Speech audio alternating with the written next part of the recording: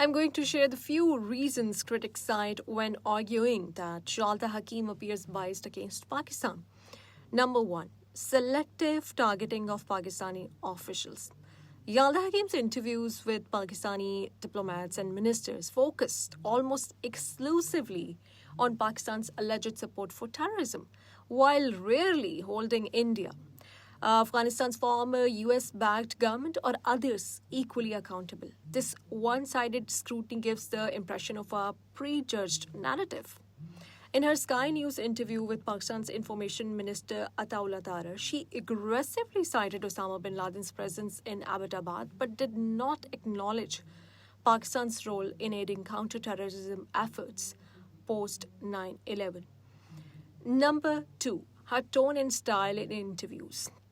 Her interrogative and confrontational tone during interviews with Pakistani diplomats and representatives is noticeably more aggressive than her tone with Western or Indian officials.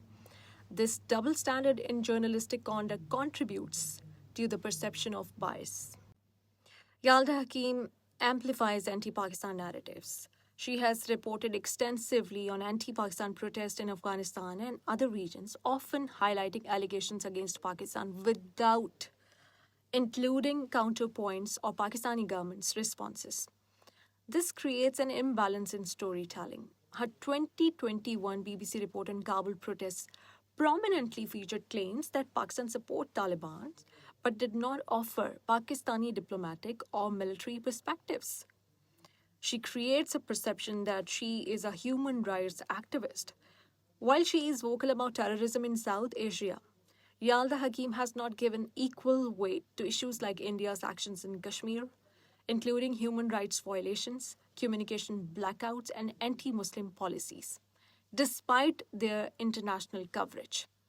The language she uses to describe Pakistan in her reporting, terms like harboring extremists or terror havens, has been called out for being sensationalist and reinforcing stereotypes, especially without historical context.